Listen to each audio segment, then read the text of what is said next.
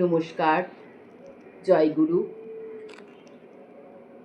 শ্রী শ্রী সীতারাম দাস শঙ্করনাথ দেবের দিব্যজীবন থেকে পাঠ করছি। আগের দিন আমরা পড়েছিলাম ঠাকুরের বীর ভক্ত শ্রী সুশীল কুমার বন্দ্যোপাধ্যায়ের লিখিত একটি বিবরণ। আগের দিন যা পড়েছি তার পর থেকে পড়ছি। আমরা দূর হইতে দেখিতে লাগিলাম লক্ষ্মী লাফাইয়া লাফাইয়া উঠিতে লাগিল, আর ঠাকুর মাথায় হাত দিয়া বসাইয়া দিতে লাগিলেন। প্রায় 1 ঘণ্টা বাদে দীক্ষা শেষ হইলে ঠাকুর চলিয়া আসিলেন।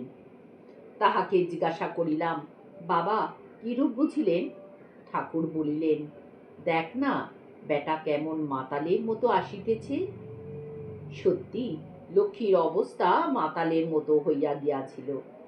মুখের রং লাল হইয়া গিয়াছিল।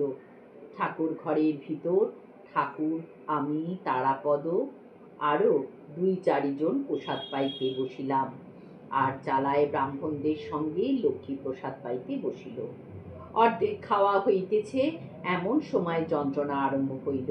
অতি কষ্টে ব্রাহ্মণদের খাওয়া না হওয়া পর্যন্ত বসিয়া থাকিল। তাহার পর ঝিলে আঁচাইতে গিয়া চষা জমিতে পড়িয়া বমি করিতে লাগিল।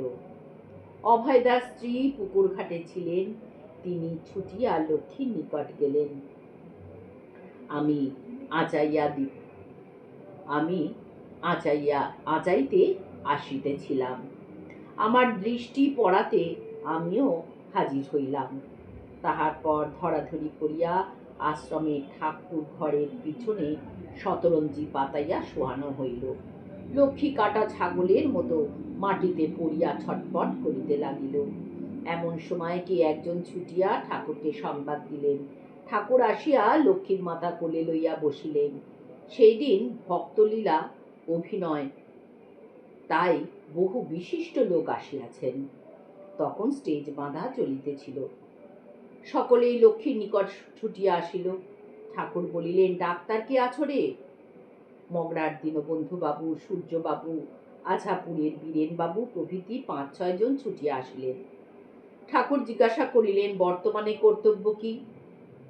দীনবন্ধু বাবু বলিলেন, এখন যাহা দেখিতেছি তাহাতে মরফিয়া ইঞ্জেকশন করা দরকার।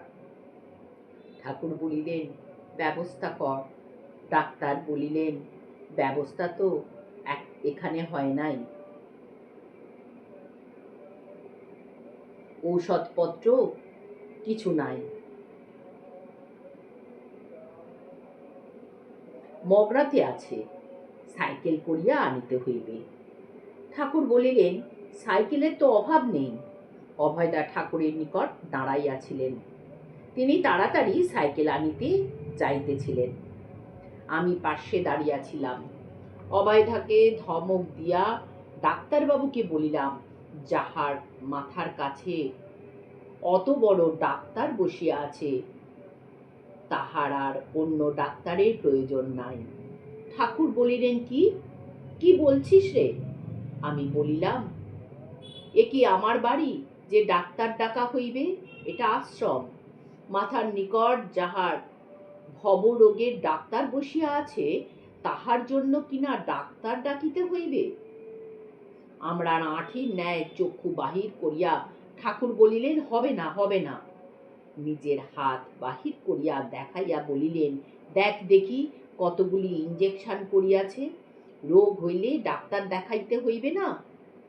আমি বলিলাম, কে বলেছে আপনাকে ভালো করে দিতে হবে? আমার ছেলে এখানে মরে যাক, আজ তার দীক্ষা হয়েছে। গুরুর কোলে মাথা, পাশে বাবা ও শ্বশুর শাশুড়ি দাঁড়িয়ে আছে, সঙ্গে স্ত্রী রয়েছে। আশ্রম জায়গা। যদি মরে তো ভাববো ওর মতো ভাগ্যবান কেউ নেই। কাছেই ত্রিবেণী, ব্রাহ্মণের অভাব হবে না। এখনই নাম করতে করতে আনন্দের সাথে সব নিয়ে যাত্রা করব। সৎকার করে এসে এই সব গুরু ভাই ও ভক্তদের কাছে তোমার কীর্তির কথা জানিয়ে, আমার কুষ্ঠ ব্যাধি দেখিয়ে, বিধবা পুত্রবধূ নিয়ে আনন্দ করতে করতে চলে যাব। তবু আশ্রমের মর্যাদা নষ্ট করে ডাক্তার দেখাবো না।